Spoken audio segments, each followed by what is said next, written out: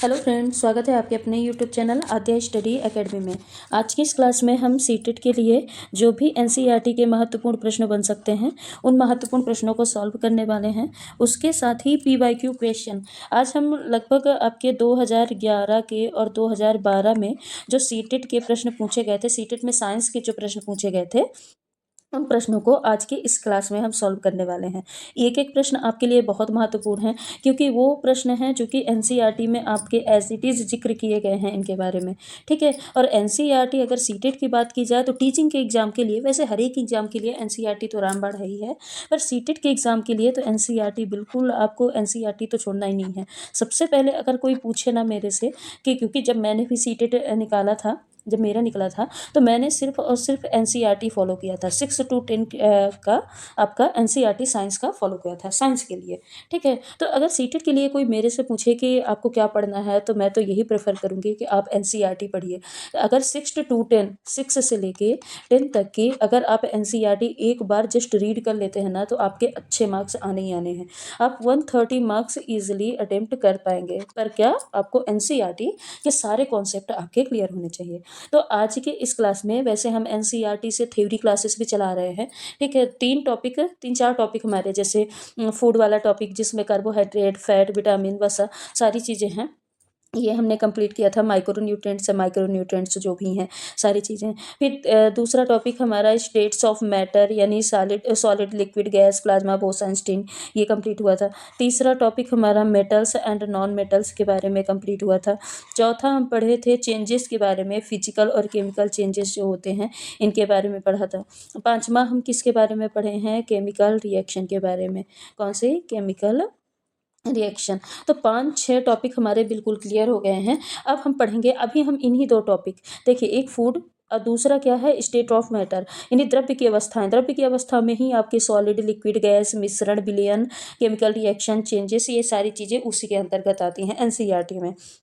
तो इन सारी चीज़ों के ये जो हम 5-6 टॉपिक कवर किए हैं ना, हम इनके प्रश्न करेंगे 2 दिन लगातार, इन्हीं टॉपिक के प्रश्न करेंगे। एक फूड वाला टॉपिक और दूसरा स्टेट्स ऑफ मैटर, यानी द्रव्य की अवस्थाएं। जितने भी टॉपिक हमने ये 6-7 टॉपिक कंप्लीट किए हैं, इन्हीं सभी टॉपिकों के पहले हम प्रश्न करेंगे एनसीईआरटी पे आधारित, जो भी एनसीईआरटी के बन सकते हैं। उसके बाद फिर हम अगले टॉपिक एसिड एंड बेस पे जाएंगे, ताकि 2-2, 3-3 टॉपिक आपके जो बड़े बड़े टॉपिक हैं वो कंप्लीट भी होते चले और उनके एमसीक्यू की प्रैक्टिस भी होती चले।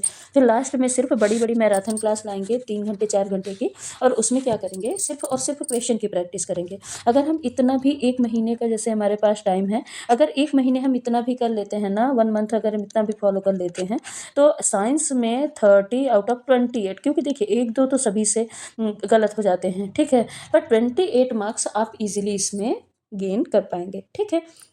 चलिए स्टार्ट करते हैं आज के सेशन को। देखते हैं हमारा पहला प्रश्न क्या है, ये सब हम क्लियर कर देते हैं। देखते हैं हमारा पहला प्रश्न क्या है। तो पहला प्रश्न क्या है? पदार्थ होता है जिसमें, पदार्थ क्या होता है ये पूछा है, ठीक है। तो जिसमें द्रव्यमान होता है परंतु आयतन नहीं होता। तो क्या पदार्थ ऐसा होता है कि जिसमें द्रव्यमान हो पर आयतन नहीं हो? द्रव्यमान नहीं होता परंतु आयतन होता है। द्रव्यमान और आयतन दोनों होते हैं, द्रव्यमान और आयतन दोनों ही नहीं होते हैं। बताइए पदार्थ क्या होता है? तो सबसे पहले जब हम स्टेट्स ऑफ मैटर पढ़े थे तो उसमें हमने पढ़ा था कि जो पदार्थ होता है, पदार्थ में क्या क्या होता है? द्रव्यमान होता है, पदार्थ का कुछ न कुछ द्रव्यमान होना चाहिए, भार होना चाहिए, आयतन होना चाहिए, यानी वो कुछ न कुछ स्थान को घेरना चाहिए। तो ये चीज़ें पदार्थ में होना चाहिए, यानी पदार्थ में द्रव्यमान भी होना चाहिए और आयतन भी होना चाहिए। तो आंसर क्या हो जाएगा? आंसर हो जाएगा ऑप्शन नंबर 3, ठीक। ऑप्शन नंबर 3, यानी जो पदार्थ होता है, पदार्थ में द्रव्यमान भी होता है और पदार्थ में आयतन भी होता है। अगला प्रश्न है, किस कारण से तारों में प्लाज्मा बनता है? दूसरा प्रश्न क्या है हमारा? किस कारण से तारों में प्लाज्मा बनता है? उच्च दाब के कारण, निम्न दाब के कारण, उच्च ताप के कारण या फिर उच्च आयतन के कारण? किन कारण से तारों में प्लाज्मा बनता है? तो ये क्या है? ये पदार्थ की चौथी अवस्था है, कौन सी है? जो प्लाज्मा स्टेट है, प्लाज्मा अवस्था है, ये पदार्थ की चौथी अवस्था है। जब हम स्टेट्स ऑफ मैटर पढ़ रहे थे, द्रव्य अवस्थाएं, तो उसमें पहले हमने पढ़ा था कि पहली क्या होती है? ठोस अवस्था होती है। दूसरी अवस्था होती है द्रव की, यानी लिक्विड स्टेट होता है। तीसरी अवस्था होती है गैस की। चौथी अवस्था होती है ये प्लाज्मा, और पांचवी अवस्था होती है BEC यानी बोस आइंस्टीन कंडेंसेट की अवस्था होती है। ठीक है, तो ये प्लाज्मा अवस्था क्या होती है, थोड़ा सा हम यहाँ पे इसके बारे में पढ़ लेते हैं कि प्लाज्मा स्टेट क्या होता है, प्लाज्मा अवस्था क्या होती है। तो क्या होती है? ये पदार्थ की चौथी अवस्था होती है। इस अवस्था के जो कण होते हैं ना, ये बहुत अधिक ऊर्जा वाले होते हैं। क्या होते हैं? बहुत अधिक ऊर्जा वाले इस पदार्थ के कण होते हैं, इस अवस्था के जो कण होते हैं। और ये जो कण होते हैं ना, ये क्या होते हैं? आयनीकृत गैस के रूप में होते हैं। यानी ये जो कण होते हैं कैसे होते हैं? आयनित होते हैं। कैसे होते हैं? आयनित होते हैं। देखिए, जो भी बल्ब होता है ना, ट्यूब लाइट होती है, तो ये जो ट्यूब हैं, फ्लोरेसेंट ट्यूब हैं या फिर बल्ब हैं, तो बल्ब के अंदर क्या भरे जाते हैं? बल्ब के अंदर नियॉन गैस भरी जाती है। क्या भरी जाती है? नियॉन गैस भरी जाती है, या फिर हीलियम गैस भरी जाती है, या कोई अन्य ऐसी ही हल्की गैसें भरी जाती हैं। ठीक है, अब ये गैसें तो भरी गई, जब इनके अंदर विद्युत ऊर्जा दी जाती है, क्या दिया जाता है? विद्युत ऊर्जा जब इनके अंदर प्रवाहित की जाती है, जब इनके अंदर विद्युत ऊर्जा दिया जाता है, तब ये क्या होते हैं? तब ये जो गैसें होती हैं वो आयनित हो जाती हैं। और आयनित होने से इसके क्या होते हैं? जो कण होते हैं, कण में आवेश आ जाता है। कण क्या होता है?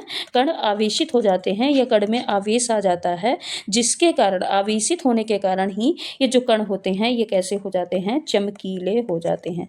कैसे हो जाते हैं? चमकीले दिखाई देने लगते हैं। तो इसी कारण से जो बल्ब होते हैं ना, जो बल्ब कलरफुल जलते हैं ना, ये किसके कारण होते हैं? गैसों की प्रकृति के कारण। जो उसके अंदर गैस भरे होते हैं ना, उनकी प्रकृति के कारण अलग अलग रंग की चमक दिखाई देती है। अब बात आ गई कि यहाँ पे तारों में प्लाज्मा किस कारण बनता है। तो प्लाज्मा के कारण ही जो सूर्य हैं, सूर्य के अलावा तारे हैं। ठीक है, तो तारों में और सूर्य में जो चमक होती है ना, वो किसके कारण होती है? उच्च तापमान में प्लाज्मा होने के कारण होती है। अगर बहुत ज़्यादा तापमान में प्लाज्मा का तापमान बहुत ज़्यादा कर दिया जाए, तो उच्च तापमान के कारण ही, जो उच्च तापमान के कारण ही तारों में जो प्लाज्मा बनता है, वो किसके कारण बनता है? उच्च ताप के कारण बनता है। ठीक है, दाब के कारण नहीं होता, ना उच्च दाब ना निम्न दाब, उच्च आयतन के कारण भी नहीं होता। किसके कारण होता है? उच्च तापमान के कारण होता है। बाकी आप यहाँ पे ये प्लाज्मा स्टेट आप समझ गए होंगे। चलते हैं अगले प्रश्न पे। सामान्य वायु के घनत्व के 1,00,000वें भाग जितने कम घनत्व वाली गैस को अत्यंत कम ताप पर ठंडा करने पर प्राप्त पदार्थ की अवस्था है। कौन सी अवस्था है? प्लाज्मा अवस्था है, बोस कंडेंसेट अवस्था है, ठोस अवस्था है, या फिर द्रव्य अवस्था है। जो भी लोग, मेरा जो फर्स्ट क्लास थी इसके बारे में, स्टेट्स ऑफ मैटर यानी द्रव्य की अवस्थाओं के बारे में जो पहली क्लास थी, अगर वो पहली क्लास आप अटेम्प्ट किए होंगे ना, लगभग आधे घंटे की क्लास है, तो अगर वो आप पहली क्लास अटेम्प्ट किए होंगे तो आपको ये ईजिली बन जाएगा। क्योंकि एज इट इज़ NCERT की ये स्टेटमेंट उठा के दे दिया है। BEC यानी बोस आइंस्टीन कंडेंसेट जो अवस्था है, उसकी जो परिभाषा होती है, ये क्या कर दिया है? ये परिभाषा ही लिख दिया है। उसके प्रश्न में ये परिभाषा लिख दिया है। तो जो भी मेरे से पढ़े होंगे, तो ये मैंने डेफिनेशन बताई थी कि सामान्य वायु के घनत्व के 1,00,000वें भाग जितने कम घनत्व वाली गैस को अत्यंत कम ताप पर ठंडा करने पे जो पदार्थ की जो अवस्था बनती है, उसको बोलते हैं BEC यानी बोस कंडेंसेट अवस्था कहते हैं। यानी अगर कोई पदार्थ है, उसको सामान्य वायु के घनत्व के 1,00,000वें भाग जितने कम घनत्व वाली गैस को अत्यंत अगर कम ताप पे ठंड किया जाए, तो जो पदार्थ होती है किस अवस्था में चेंज हो जाती है? बोस कंडेंसेट अवस्था में चेंज हो जाती है। प्लाज्मा अवस्था अभी अभी हम पढ़ चुके हैं। प्लाज्मा अवस्था क्या होती है? ठोस अवस्था क्या होती है? इसका फिक्स शेप होता है, फिक्स शेप होता है, फिक्स साइज होता है, और इसका आयतन भी क्या होता है? फिक्स होता है। सारी चीज़ें इनमें फिक्स होती हैं। और यहाँ पे जो इंटर पार्टिकल स्पेस है, या क्या बोलेंगे? Inter molecular space. क्या बोलेंगे? पार्टिकल के बीच में इंटर मॉलिक्यूलर स्पेस जो होता है, वो बहुत क्या होता है? कम होता है। यानी जो ठोस के कण होते हैं, ठोस के कण बहुत ऐसे पास पास में बिल्कुल अटैच्ड होते हैं, जिसके कारण इनका शेप साइज सब फिक्स होता है। इनको कंप्रेस नहीं किया जा सकता है। जो भी ठोस के कण हैं, ठोस हैं, इनको कंप्रेस नहीं किया जा सकता, इनको दबाया नहीं जा सकता। ठीक है, अगर यहीं पे द्रव में आ जाएं, तो इसका शेप और साइज नहीं फिक्स होता है, पर इसका जो आयतन होता है ना, आयतन क्या होता है? फिक्स होता है। शेप साइज नहीं फिक्स होता। आयतन कैसे फिक्स होता है, जैसे मान लीजिए 1 लीटर पानी है, अगर आप उसको ग्लास में डालेंगे तो शेप दूसरा हो जाएगा, पर उसका जो वॉल्यूम है वो 1 लीटर ही रहेगा। उसको आप अगर एक थाली में डालते हैं तब भी वो पानी 1 ही लीटर रहेगा, भले क्या होगा शेप उसका दूसरा चेंज हो जाएगा। ठीक है, तो जो द्रव होते हैं उनका आयतन फिक्स होता है, बाकी शेप और साइज उनका क्या होता है, फिक्स नहीं होता। और इनमें हल्का इंटरमॉलिक्यूलर स्पेस पाए जाते हैं, यानी इनके जो द्रव अवस्था के पार्टिकल्स हैं वो थोड़े थोड़े दूर पाए जाते हैं एज कम्पेयर टू सॉलिड।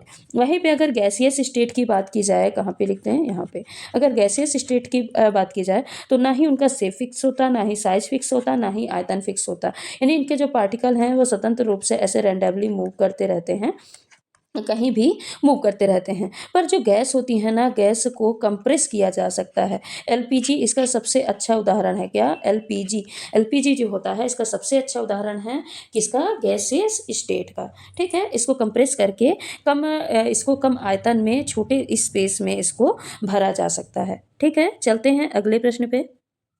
चौथा प्रश्न हमारा बोलता है, निम्न में से कौन से पदार्थ की अवस्था के लिए सही नहीं है। अब पदार्थ की 5 अवस्था होती हैं, अभी हम शुरू से पढ़ते आ रहे हैं, तो बोला कि इनमें से कौन सा कथन सही नहीं है। गैसों के कण के मध्य आकर्षण बल न्यूनतम होता है, क्या ये सही है? तो हाँ, ये सही है। जो गैसों के कण होते हैं ये बहुत दूर दूर होते हैं, तो इनके जो कण होते हैं इनके मध्य आकर्षण बल क्या होता है? न्यूनतम होता है। ये वाला तो सही निकल गया। प्लाज्मा उच्च ऊर्जा युक्त एवं अति उत्तेजित कण वाली होती है। ठीक है, जो प्लाज्मा स्टेट होती हैं उनके जो कण होते हैं इनकी एनर्जी लेवल बहुत ज़्यादा होता है, यानी उनकी ऊर्जा क्या होती है? बहुत ज़्यादा होता है। इनके जो कण होते हैं कैसे होते हैं? आयनित कण होते हैं, यानी उनमें आयंस पाए जाते हैं। और जो कण होते हैं वो कैसे होते हैं? आवेशित होते हैं।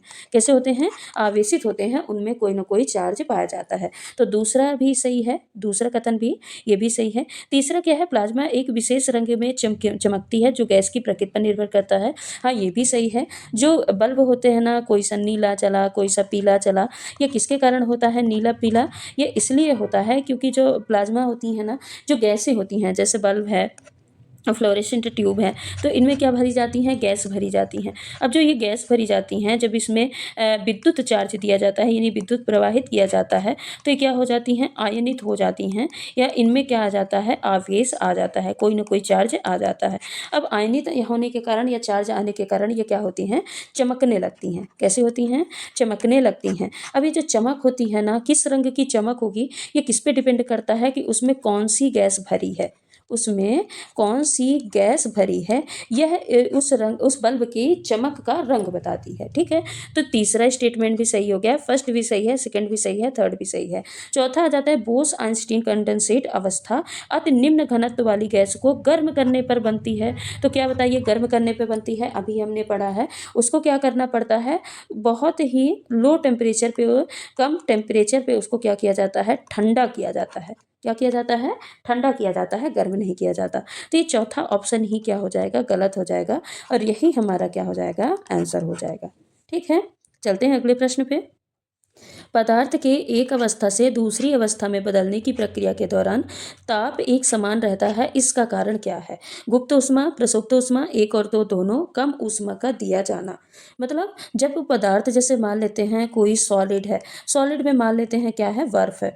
बर्फ जब पिघलता है, बर्फ पिघल के क्या होता है? मेल्ट होता है। अब मेल्ट होने के बाद ये पानी में बदलता है, यानी सॉलिड से किस में बदला? सॉलिड से बदला लिक्विड में। तो जब इसको टेम्परेचर देते रहते हैं तो देखते हैं बर्फ क्या होता है? धीरे धीरे धीरे धीरे धीरे धीरे पिघलता रहता है। तो टेम्परेचर का करता क्या है? यानी डायरेक्टली सॉलिड से लिक्विड में तो नहीं आ गया, या लिक्विड को जब हम पानी को ही हीट देते हैं तो क्या ये वो 1 मिनट के अंदर ऐसे भाप बनने लगती है?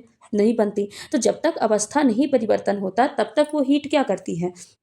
वो हीट जो होती है उसको गुप्त ऊष्मा या फिर प्रसुप्त ऊष्मा भी उसको बोला जाता है, यानी लेटेंट हीट बोला जाता है। क्या बोला जाता है?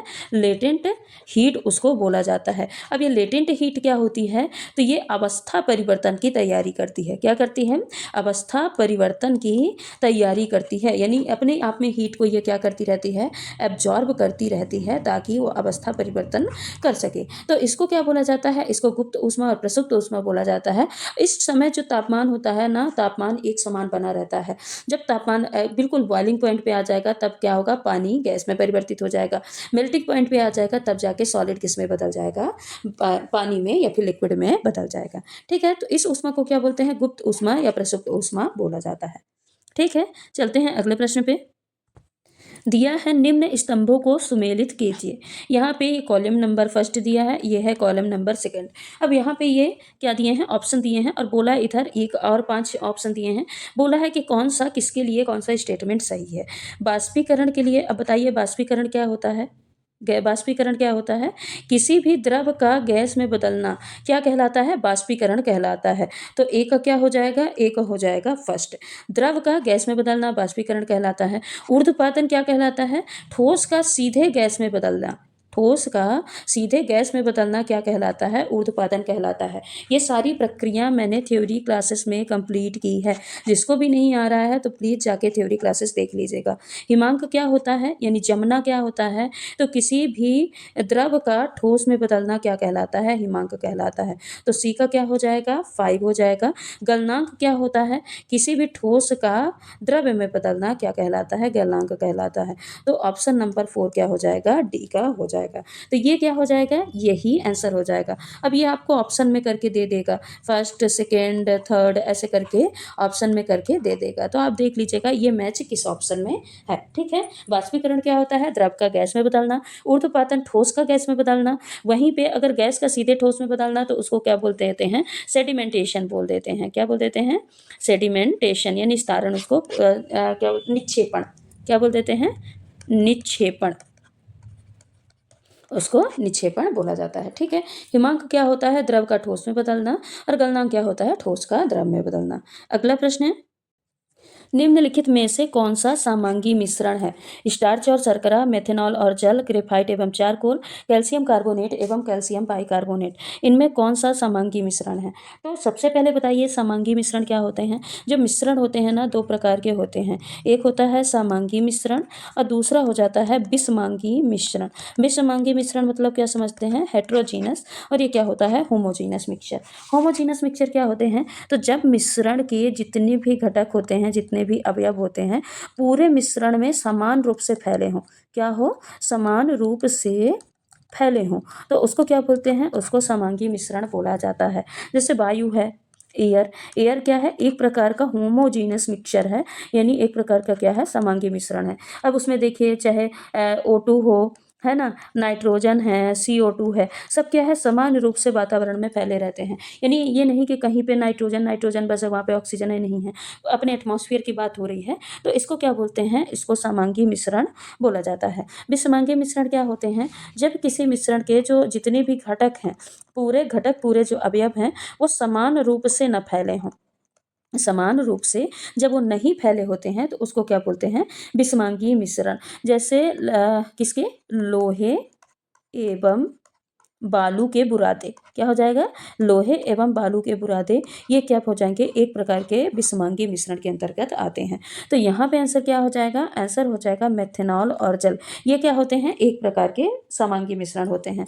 बाकी स्टार्च और शर्करा, ग्रेफाइट और चारकोल, कैल्शियम कार्बोनेट एवं कैल्शियम बाइकार्बोनेट, ये सारे क्या होते हैं, विषमांगी मिश्रण होते हैं। अगला प्रश्न है, पूछा है कोलाइडी विलयन क्या होते हैं।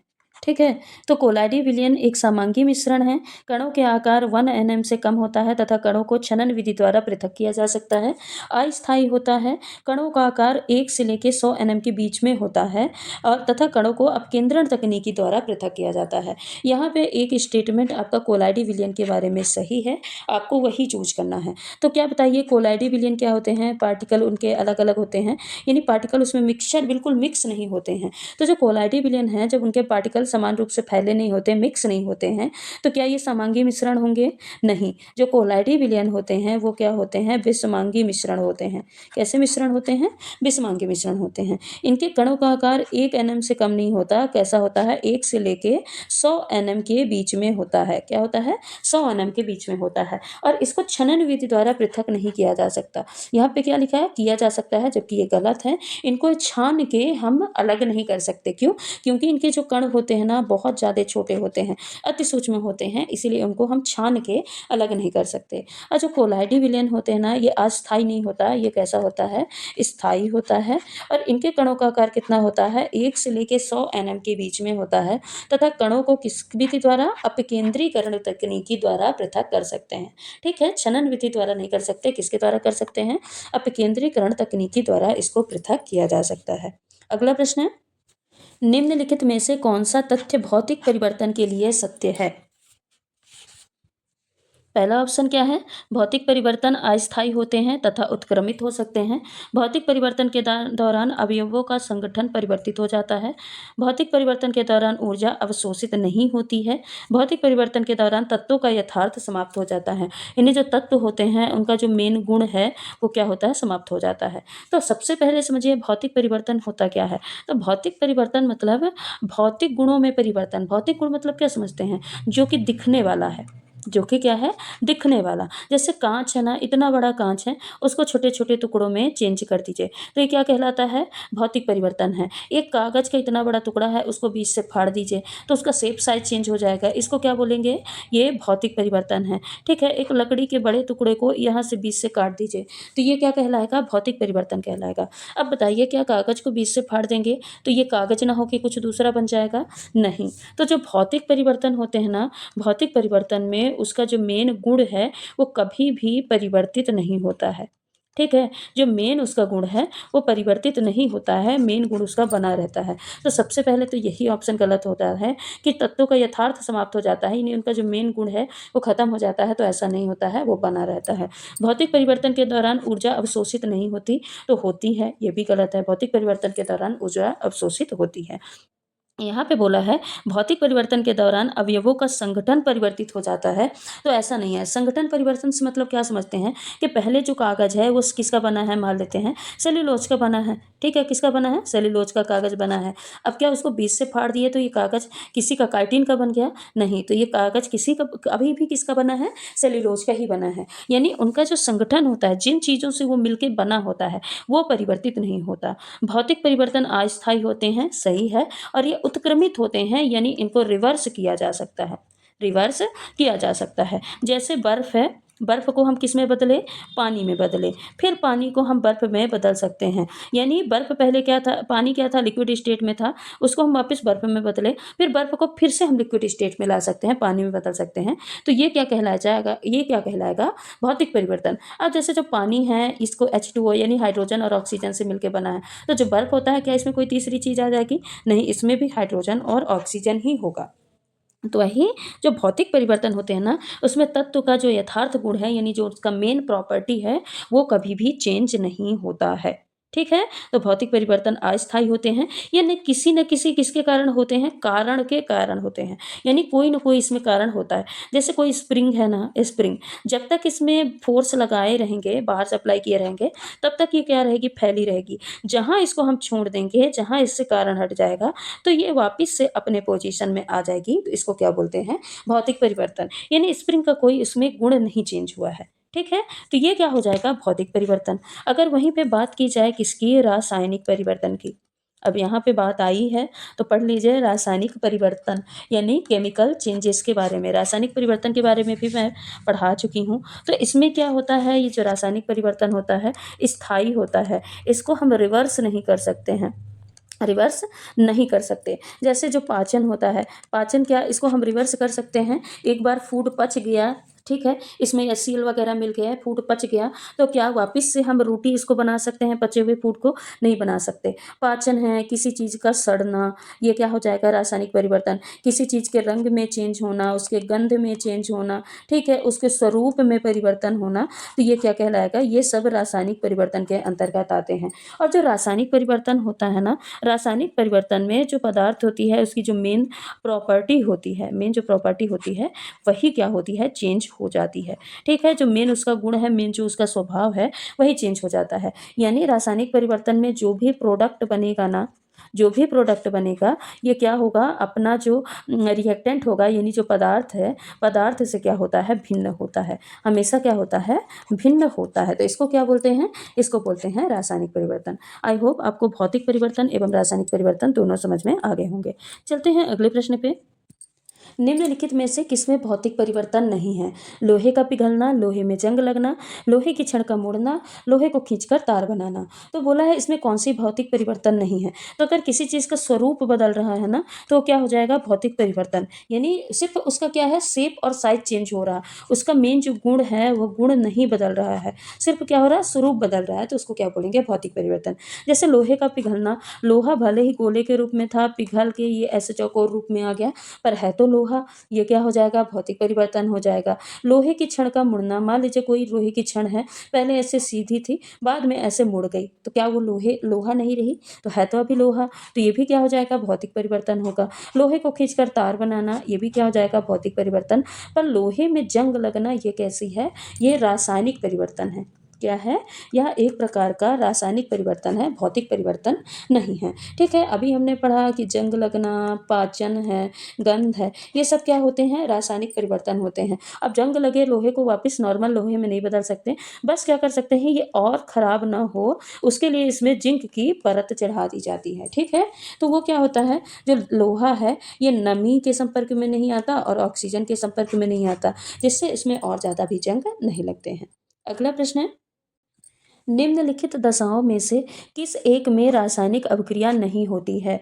खाने का नमक वायु के संपर्क में आता है, कोयला वायु में जलता है, सोडियम का जल में डाला जाना, लोहे को आर्द्र वायु में रखा जाना। यहाँ पे बोला है कि किस में केमिकल रिएक्शन नहीं होता, केमिकल रिएक्शन नहीं होता यानी केमिकल चेंजेस जिसमें नहीं होते। ठीक है, केमिकल चेंजेस जिनमें ना हो, तो केमिकल चेंजेस किस में नहीं हो रहा, बताइए। कोई भी चीज़ अगर जलता है तो जलता है मतलब उसमें रासायनिक परिवर्तन हो रहा, यानी इसमें रासायनिक अभिक्रिया हो रही। ठीक है, वायु में जलना, सोडियम का जल में रखा जाना, जब भी सोडियम कितना रिएक्टिव होता है, जब भी हम सोडियम को जल में रखते हैं तो ये क्या करता है, रिएक्ट कर लेता है और जलने लगता है। इसीलिए सोडियम को किस में रखा जाता है, केरोसिन में रखा जाता है, यानी मिट्टी के तेल में इसको रखा जाता है। लोहे को आर्द्र वायु में रखना, जब लोहे को हम नमी में रखेंगे और लोहे को ऑक्सीजन के संपर्क में रखेंगे तो क्या इसमें जंग नहीं लगेगा, तो इसमें जंग लगेगा। और जंग लगना क्या होती है, एक प्रकार की रासायनिक अभिक्रिया यानी केमिकल चेंजेस होते हैं। पर खाने के नमक का वायु के संपर्क में आना, इससे इसमें कोई भी केमिकल चेंजेस नहीं होंगे, कोई भी रासायनिक अभिक्रिया नहीं होगी। तो यही क्या हो जाएगा, हमारा आंसर हो जाएगा, क्योंकि यहाँ पे यही पूछा है कि इन निम्न दशाओं में से किस एक में रासायनिक अभिक्रिया नहीं होती है। ठीक है, ऐसे ही स्टेटमेंट वाले लेंदी प्रश्न आपके CTET के एग्जाम में पूछे जाते हैं। ठीक है, ये प्रीवियस ईयर क्वेश्चन है, ये आपके एग्जाम में आए हुए प्रश्न हैं। अगला प्रश्न है, देखिए इसमें 2 स्टेटमेंट दिए हैं, एक स्टेटमेंट ये है, दूसरा स्टेटमेंट ये है। ठीक है, यानी यहाँ से यहाँ तक लेके एक स्टेटमेंट है, ये फर्स्ट स्टेटमेंट है, और फिर यहाँ से लेके यहाँ तक ये क्या है, दूसरा स्टेटमेंट है। और पूछा है कि ये दोनों जो स्टेटमेंट दिए हैं इनके बारे में सही कथन बताना है। तो पहला स्टेटमेंट पढ़ते हैं, जो अवायवीय जीवाणु होते हैं, एबायोटिक जो भी बैक्टीरिया होते हैं, ये जैविक अपशिष्ट पदार्थों को अपघटित कर देते हैं, अपघटित करके ये बायोगैस बनाते हैं। ठीक है, कौन, एबायोटिक जो बैक्टीरिया होते हैं ये जीवाणु को क्या करते हैं, अपघटित करते हैं, और अपघटित करने के बाद ये क्या बनाते हैं, बायोगैस का निर्माण करते हैं। ठीक है, किसका, बायोगैस का निर्माण करते हैं। ये स्टेटमेंट हमारा फर्स्ट हो गया। दूसरा बोला है, अब ये जो जैव ईंधन बना है ना, गैस बना है, ये ईंधन के रूप में जलाई जाती है, यानी अब ये जो बायोगैस बना है ये क्या होता है, जलता है। ठीक है, दोनों ध्यान से रखिएगा, इसमें क्या है, अपघटन, अपघटन यानी डिकम्पोजिशन होता है। ठीक है, डिकम्पोजिशन और जलना, बताइए अब ये किस प्रकार का प्रक्रिया है, किस प्रकार के परिवर्तन है। यही बोला है कि निम्नलिखित कथन परिवर्तन के से संबंधित सही कथन चुनिए। तो जो स्टेटमेंट फर्स्ट है, प्रक्रम 1 है, ये रासायनिक परिवर्तन है क्या, तो बिल्कुल रासायनिक परिवर्तन है। जो अपघटन होता है ये क्या होता है, एक प्रकार का रासायनिक परिवर्तन होता है। ठीक है, क्योंकि क्या होता है कि जो पदार्थ होता है ना उसको अपघटित करके, यानी उसको डाइजेस्ट बेनली क्या बोला जाता है, उसको डाइजेस्ट कर दिया जाता है, छोटे छोटे टुकड़ों में छींच के उसको बदल दिया जाता है। ठीक है, तो डाइजेशन क्या होता है, एक प्रकार का रासायनिक परिवर्तन होता है। प्रक्रम भी एक प्रकार का रासायनिक परिवर्तन है, ये भी सही है कि अगर कोई चीज़ जलता है ना तो जलना क्या होता है, एक प्रकार का केमिकल चेंज होता है, रासायनिक परिवर्तन होता है। तीसरा है प्रक्रम ए और प्रक्रम बी दोनों ही रासायनिक परिवर्तन है। तो सबसे अच्छा आंसर क्या हो जाएगा? ऑप्शन नंबर 3 के यानी प्रक्रम ए। स्टेटमेंट फर्स्ट जो दिया है और स्टेटमेंट 2 भी दिया है, ये दोनों ही क्या बताते हैं? रासायनिक परिवर्तन यानी केमिकल चेंजेस के बारे में बताते हैं। ठीक है, किसके बारे में बताते हैं? केमिकल चेंजेस के बारे में बताते हैं। उपरोक्त में से कोई भी प्रक्रम रासायनिक परिवर्तन नहीं है, ये क्या है? गलत है। ऑप्शन नंबर ये भी दोनों सही हैं, पर इसमें एक एक के बारे में बात किया है और इसमें किसको बताया है? दोनों को बताया है। ठीक है, इसलिए आंसर क्या हो जाएगा? आंसर हो जाएगा ऑप्शन नंबर 3। अगला प्रश्न है, भाप आसवन पृथक करने के लिए प्रयोग होता है। नींबू का तेल, चंदन की लकड़ी का तेल, एनिलीन या फिर उपरोक्त सभी। तो यहाँ पे क्या आंसर क्या हो जाएगा? आंसर हो जाएगा उपरोक्त सभी, क्योंकि नींबू का तेल, चंदन की लकड़ी का तेल, एनिलीन, इन सभी का उपयोग किया जाता है। अगला प्रश्न है, लाल तथा नीली स्याही का मिश्रण पृथक किया जाता है आसवन द्वारा, क्रिस्टलन द्वारा, क्रोमेटोग्राफी द्वारा और ऊर्ध्वपातन के द्वारा। तो बताइए सबसे पहले एक एक विधि, ये सारी क्या हैं? ये सारे पृथक्करण विधि हैं। हम सबसे पहले एक एक विधि के बारे में पढ़ते हैं। आसवन क्या होता है? आसवन विधि, इसको डिस्टिलेशन कहा जाता है। डिस्टिलेशन मेथड क्या होता है? तो इसमें जो अवाष्पशील पदार्थ होते हैं ना, उनमें अगर किसी द्रव्य में, ठीक है, कोई भी द्रव्य है, द्रव्य में कोई भी अशुद्धि है, वो अशुद्धि कैसी है? अवाष्पशील है। क्या है?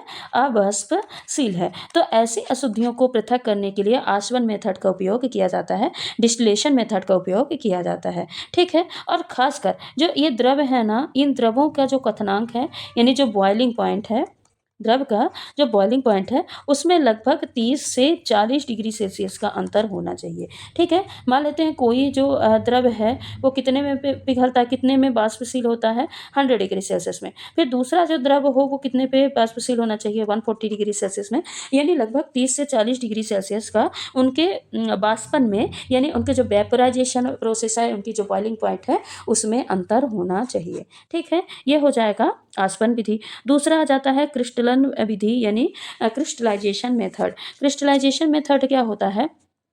तो यह विधि मतलब किसी भी विलायक में जो अशुद्धियां उपस्थित होती हैं ना, जो कार्बनिक यौगिक होते हैं, ये घुलनशीलता, उन यौगिकों की घुलनशीलता में अंतर के आधार पे, घुलनशीलता घुलनशीलता में अंतर के आधार पर किया जाता है। ठीक है, अंतर के आधार पर ये किया जाता है। ठीक है, कि कोई भी पदार्थ है, कोई ज़्यादा टेम्परेचर पे घुल रहा, कोई उससे कम टेम्परेचर पे घुल रहा, तो इसी घुलनशीलता के अंतर के आधार पर क्रिस्टलन मेथड द्वारा क्या किया जाता है? पदार्थों को पृथक किया जाता है। क्रोमेटोग्राफी विधि पता है, इस क्वेश्चन का आंसर हो जाएगा। ये रंग यानी वर्णन, क्रोमेटो यानी पता है रंग, ये रंगों को अलग करने के लिए उपयोग किया जाता है। वहीं पे जो ऊर्ध्वपातन विधि होती है ना, ये क्या होता है? जैसे कोई भी अवाष्पशील पदार्थ है, ठीक है, जिसको कि मतलब जो कि वेपर बन के, गैस बन के हवा में नहीं उड़ता, और कोई भी वाष्पशील पदार्थ है, यानी ये तो ठोसों को, कोई भी 2 ठोस हैं, उनको अलग करने के लिए किया जाता है। जैसे मान लेते हैं कि कोई नेफ्थलीन बॉल है, वो भी व्हाइट कलर की होती है, या कैम्फर है, क्या है? कपूर है।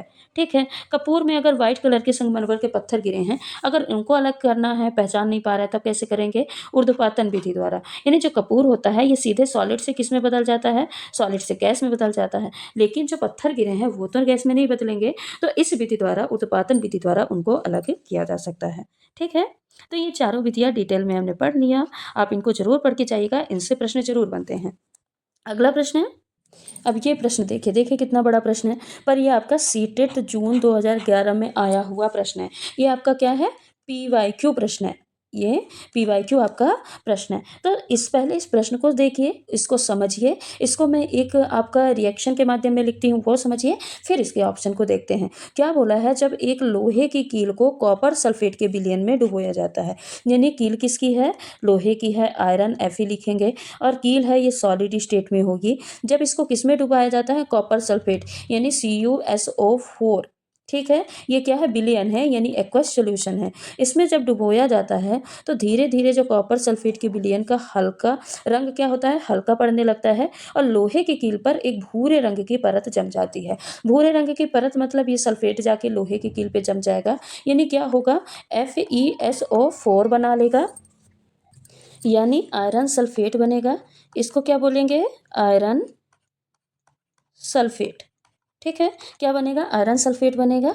और ये जो कॉपर है, ये कॉपर क्या हो जाएगा? सॉलिड फॉर्म में होगा, ये अलग हो जाएगा। ठीक है, और जो FeSO4 होगा, ये भी क्या होगा? एक्वस होगा। ठीक है। तो इसको बताइए ये किस प्रकार की अभिक्रिया कही जाएगी। यहाँ पे आयरन क्या था और कॉपर सल्फेट के सॉल्यूशन में मिलाया गया। तो देखिए आयरन कॉपर से अधिक अपक्रियाशील है। आयरन किससे? कॉपर से अधिक अपक्रियाशील है। तो ये कॉपर को उसकी जगह से डिस्प्लेस कर देता है और जाके सल्फेट के पास बैठ जाता है और कॉपर को अलग कर देता है। तो बताइए एक प्रकार की ये विस्थापन अपक्रिया हुई कि नहीं हुई? यह एक प्रकार की विस्थापन अपक्रिया हुई कि नहीं हुई? डिस्प्लेसमेंट रिएक्शन हुई। यानी आयरन जो है वो कॉपर की जगह पे जाके बैठ गया क्योंकि इससे ज़्यादा हाईली रिएक्टिव है, और कॉपर को क्या किया, इसकी जगह से हटा दिया। तो ये एक प्रकार की विस्थापन अपक्रिया हुई, और दूसरा इसमें अपचयन उपचयन भी हुआ है। यानी एक को ऑक्सीजन प्राप्त हुआ है और दूसरे का क्या है, ऑक्सीजन लॉस हुआ है। जो कॉपर है इसके पास ऑक्सीजन था तो ऑक्सीजन इससे क्या है, छिन गया, और आयरन के पास ऑक्सीजन आ गया। तो ये एक प्रकार की क्या है, अपचयन उपचयन रिएक्शन भी है। तो यानी इसका आंसर बताइए क्या होगा। विघटन अपक्रिया है। विघटन अपक्रिया क्या है कि कोई भी एक रिएक्टेंट है, ये टूट के दो प्रोडक्ट बनाया ए प्लस बी, इसको क्या बोलेंगे, विघटन अपक्रिया बोलेंगे। द्वि विस्थापन क्या होता है, A B plus C D ये रिएक्ट करे, ठीक है। तो ए आके सी को क्या करते, डिस्प्लेस करते, यानी क्या बना दे, ए डी बना दे, और सी जाके बी के पास बैठ जाए, क्या बना ले, सी बी बना ले। यानी दो पदार्थों की अदला बदली हो, दो अणुओं की, तो उसको क्या बोलते हैं, द्विविस्थापन अपक्रिया बोलते हैं। विस्थापन अभी हमने देखा कि जो हाईली रिएक्टिव एलिमेंट है वो लो रिएक्टिव एलिमेंट को क्या कर देता है, उसकी जगह से विस्थापित कर देता है।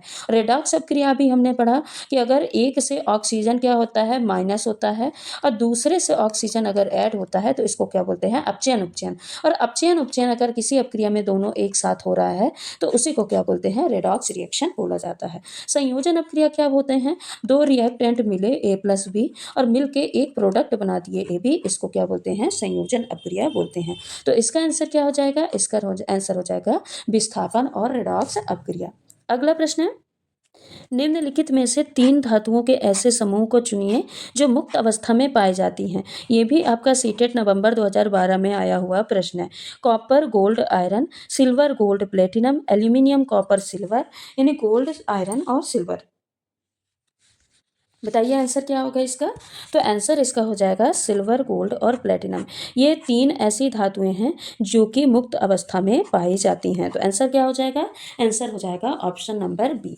तो ये रही आज की हमारी महत्वपूर्ण प्रश्नों की क्लास। आज हमने कुछ संभावित प्रश्नों को किया है जो कि आपके एग्जाम में ऐसे प्रश्न पूछे जाते हैं, ठीक है। आज हमने मेनली दो टॉपिक को दो क्या, इसके अंदर 5-6 सब टॉपिक आते हैं, तो लगभग 6 से 7 टॉपिकों के क्वेश्चन को कंप्लीट किया है। ये हमारा पार्ट फर्स्ट था, ये पार्ट फर्स्ट था। कल एक पार्ट सेकंड करके और क्लास लेके आएंगे इन्हीं 5-6 टॉपिकों के महत्वपूर्ण प्रश्नों को। कल हम और थोड़ा ज़्यादा से ज़्यादा प्रश्नों को कंप्लीट करेंगे, 1 से 1.5 घंटे की क्लास रहेगी, ठीक है। हम क्या करेंगे, ज़्यादा एक्सप्लेनेशन पे नहीं जाएंगे क्योंकि मैं साथ में आपको थ्योरी क्लासेस भी करा रही, वहाँ पे सारी चीज़ें आपको समझा रही, ठीक है।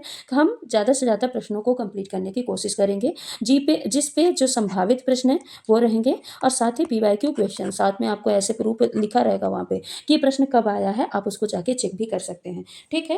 PYQ क्वेश्चन के साथ ही साथ प्रैक्टिस करते चलेंगे। जो मैंने इंट्रोडक्शन क्लास में बताया था आपको ना कि हम ये आपको कंप्लीट कराऊंगी मैं साइंस का, तो वो मैं आपको कंप्लीट कराते चल रहे। तो ये आज के क्लास को आज हम यहीं पे समाप्त करते हैं, मिलते हैं अगले महत्वपूर्ण प्रश्नों की क्लास पे।